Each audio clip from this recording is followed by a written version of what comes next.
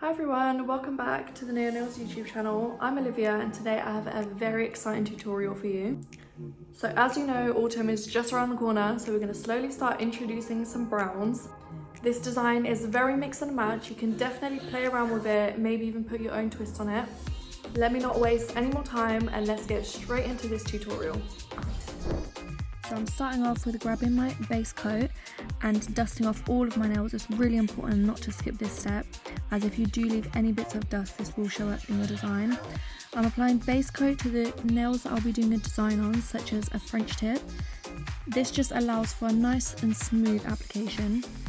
Moving straight onto the blooming gel, I'm going to apply a nice even coat to the pinky. Now we're doing a French tip blooming for the pinky finger, so I'm going to only apply the gel in the shape of a French. Would definitely recommend doing your blooming gel design one nail at a time. Moving on to the most exciting part of this whole design, it's the airbrush.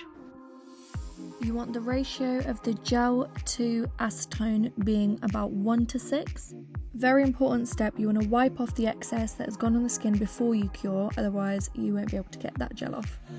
Now I'm going in with kind of like a mirrored French tip look. Go in with one line down the middle and do as French as you usually would.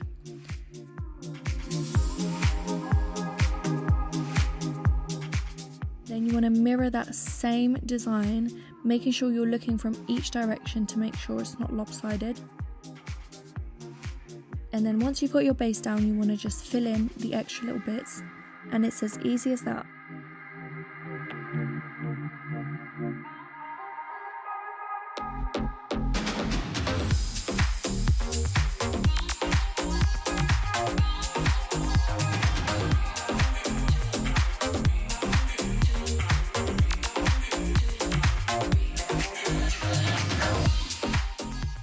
Now onto the outline.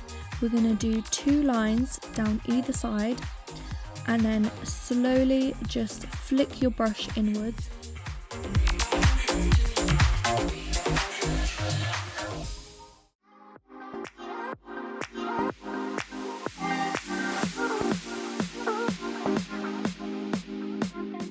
And once you've got your base down, then again you want to go back in and fill in any gaps.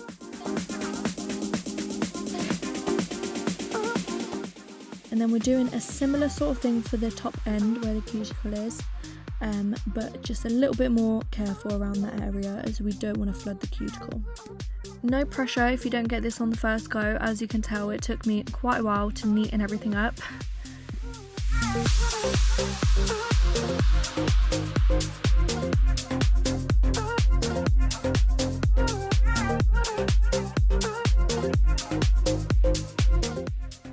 And how beautiful does this look already? Of course we have to add a little bit of bling to this design. I'm using my trusted Acry gel. What I love about this gel is how thick it is compared to other rhinestone glues. This makes it so easy and straightforward to place your gems on without them sliding around everywhere. After curing, we're going to do the final step, which is the top coat. Would really recommend investing in a good quality top coat, as this brings the whole design together. And I'm going to share a little secret tip I've got, which is filing the nails right at the end after top coat has cured, and this sharpens up the shape and makes it 10 times more crisp. But it's little details like this that help improve the final product. I'm absolutely in love with how this design turned out. My client absolutely loved it and she said she feels like it should be snowing outside now. Who else is ready for autumn now? Because after this design, I know I definitely am. Thank you so much for watching this video. Hope you enjoyed it and found it helpful. We would love to see your take on this design. And if you want to see more videos like this, please make sure you interact with this video, and we will see you in the next one. Bye!